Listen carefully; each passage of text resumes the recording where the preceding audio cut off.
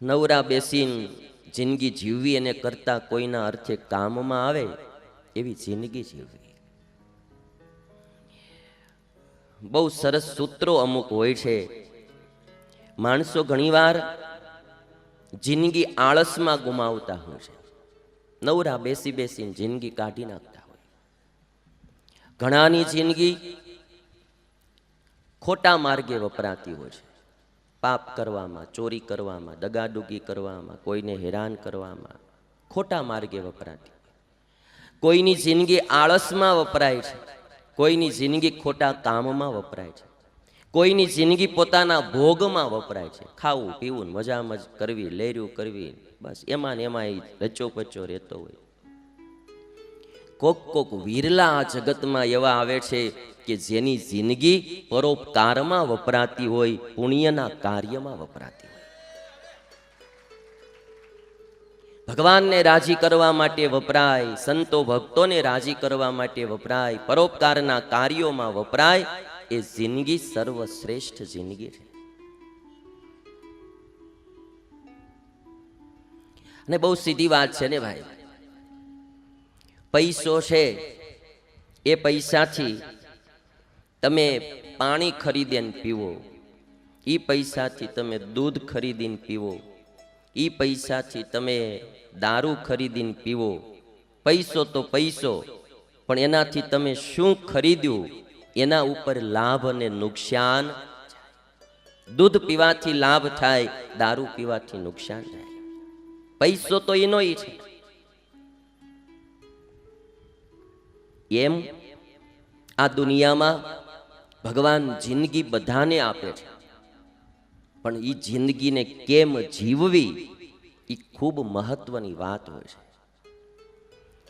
ઘણી વાર હું આ એક પ્રસંગ કહું છું કે આવડે મહેકાવતા તો જિંદગી ગુલજાર છે, સમજો તો રોશની નહીં તો અંધાર છે.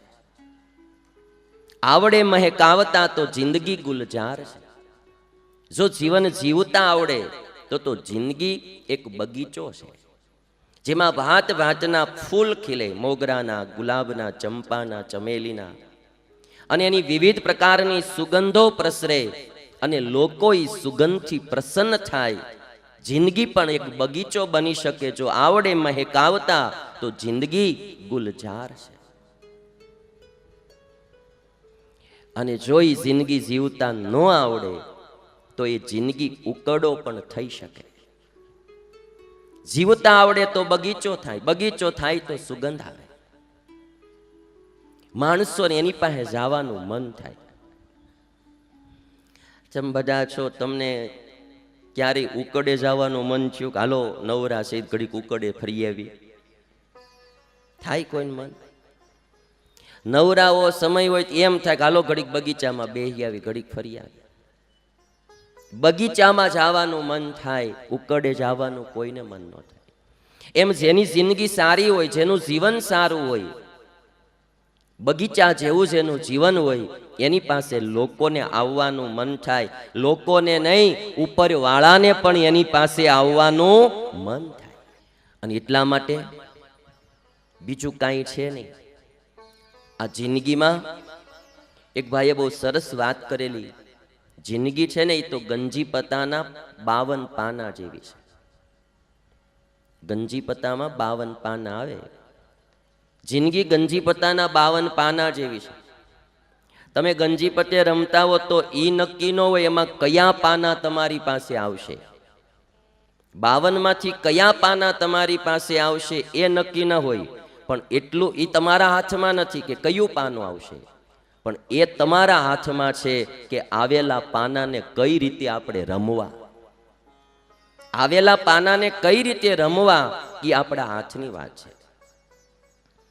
જિંદગીમાં મારીને તમારી પાસે જે કંઈ મળવું એ તો ઉપરવાળાએ નક્કી કર્યું હોય એમ આવતું હોય, પણ જે આવેલું એને કઈ રીતે વાપરવું એ આપણા હાથની વાત છે. ઘણાને આંખો નથી, આપણને ઈશ્વરે આંખો દીધી છે. હવે આંખોને કઈ રીતે વાપરવી, આપણે સારું જોવામાં મોડું જોવામાં, એ નિર્ણય આપણે કરવાનો, એ આપણા હાથની વાત છે. ઘણા જન્મથી બેરા હોય છે. આપણને ભગવાને કાન દીધા, તો એ કાનને ક્યાં વાપરવા? ભગવાનના કીર્તન સાંભળવામાં એને ઉપયોગ કરવો કે પિક્ચરના ગાણા સાંભળવામાં ઉપયોગ કરવો, એ તો આપણા હાથની વાત છે. ઘણાને બિચારાને હાથ ન હોય, ઠૂઠા હોય. આપણને ભગવાને હાથ દીધા તો એને કઈ રીતે વાપરવા એ આપણા હાથની વાત છે.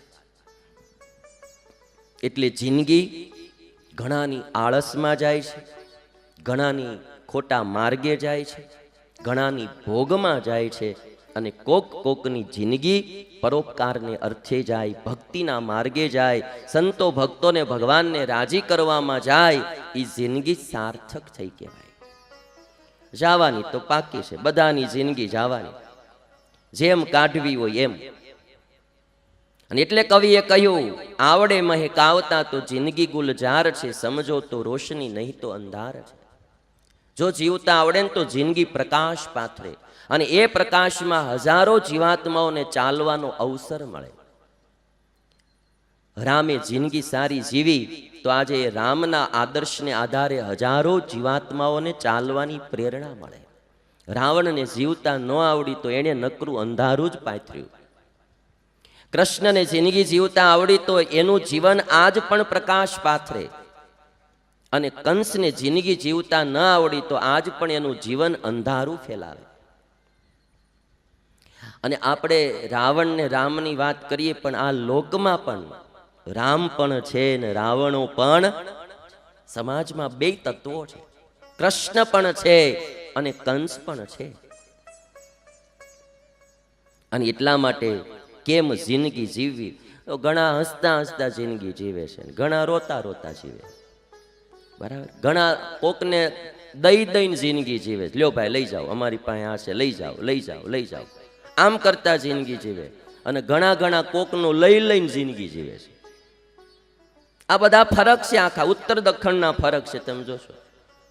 ઘણાને એટલી બધી લેવાની ટેવ પડી જાય. એકવાર તો મારી કથા હતી અને એમાં પોથી યાત્રા ચાલી જતી હતી, અને એમાં બરોબર શાક માર્કેટમાંથી પોથી યાત્રા નીકળી. એટલે હું આમ બેઠેલો બગીમાં, નામ ઠાકોરજી, એક ભગત, ઓલા શાક વેચનારા ભાઈઓ હોય ને, બેનો ભાઈઓ બધા, ફ્રૂટ હોય શાક હોય, તો ઈવડાઈ બિચારા ગરીબ લોકોની તે એમ થાય કે ભાઈ આપણું ફ્રૂટ ભગવાનને અર્થે કામમાં આવે. એટલે કોકી ભાઈને કે લ્યો આ ભગવાનને ધરાવો, ઓલો લેતો જાય, ઠેલી મૂકતો જાય. પછી તો એને ખબર પડી ગઈ કે આવી રીતે દે છે, એટલે પછી તો સામે આલીને જાય, બેન જરાક 2 કેળા આપો ભગવાનને ધરાવવા. ગરીબ માણસો ઘણીવાર દિલના બહુ ઉદાર હોય, એટલે 2 કેળા આપે, કોઈ સફરજન આપે, કોઈ મોસંબી આપે, જે જેની પાસે હોય આપે. અને આવડો ભગત ઠેલી ફરે. પછી મને ખબર પડી એનું વચમાં ઘર આવ્યું ને, તે ઠેલી લઈને ઘરે વયો ગયો.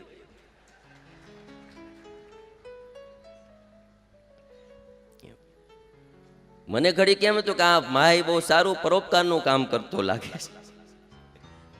ઘણાને દેવાની ટેવ છે, ઘણાને કોકનું લઈ લેવું.